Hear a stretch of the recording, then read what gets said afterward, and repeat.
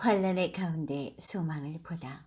의료 전문 전공과 제18회 박보라 성심보건안마치료회관 원장.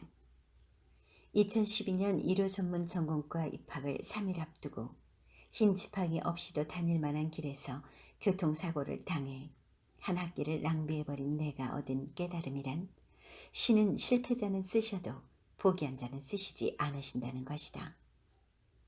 힘들다는 것은 어떻게 보면 실패로 연관될 수 있는데, 실패가 문제가 아니라 포기하는 것이 문제라고 생각이 든다. 실패에도 얻는 것은 있고 그것을 바탕으로 다시 일어서서 성공한 사람은 많으나, 포기한 사람들 가운데는 성공한 사람이 없다는 것은 매우 괴로운 현실이고 진리 같은 말이다. 3년이라는 이수 과정이 때로는 억울할 정도로 길게 느껴졌었지만, 하늘이 장차 이 사람에게 큰 일을 맡기고자 할 때에는 반드시 먼저 그 의지를 고달프게 하고 몇 마디가 꺾어지는 고난을 당하게 하며 그 몸을 굶주리게 하고 그 생활은 빈궁에 빠뜨려 하는 일을 어지럽게 하는데, 이는 그의 마음을 두들겨서 참을성을 길러주어 지금까지 할 수 없었던 일도 할 수 있게 하기 위함이라는 결론으로 의료 전문학사를 무사히 취득했다. 내가 초등학교 고학년 때 접했던 위인전 중에 헬런 켈러가 있는데, 그녀는 엘라베마주 터스칸피아에서 태어났다. 대부분의 시각장애인들이 알고 있겠지만 그녀는 태어난 지 19개월 되었을 때 심한 병에 걸려 목숨을 잃을 뻔하다가 간신히 살아났으나 그 여파로 청각과 시각을 잃었다. 그녀의 부모는 알렉산더 그레이엄 벨의 권유로 보스턴에 있는 퍼킨스 맹아 학교에서 앤 설리번을 헬렌의 가정교사로 모셔온다.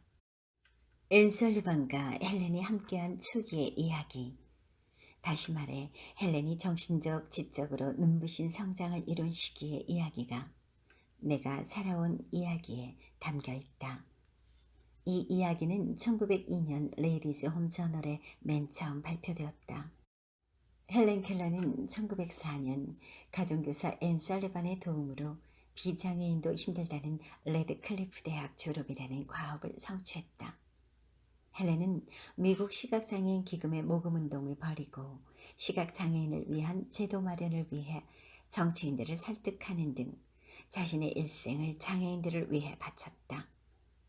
이외에도 헬렌 켈러는 여성인권운동가, 스웨덴 보리파, 사회주의자 등 세계적인 유명 인사로 활약하면서 대통령 자유메달과 수많은 명예학위를 받았고 1968년에 세상을 떠났다.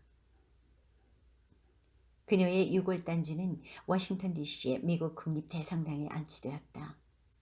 그의 명언 중에 행복은 한쪽 문이 닫히면 다른 쪽 문이 열린다는 말이 있다. 그러나 우리는 흔히 닫혀진 문을 오랫동안 보기 때문에 우리를 위해 열려있는 문을 보지 못한다.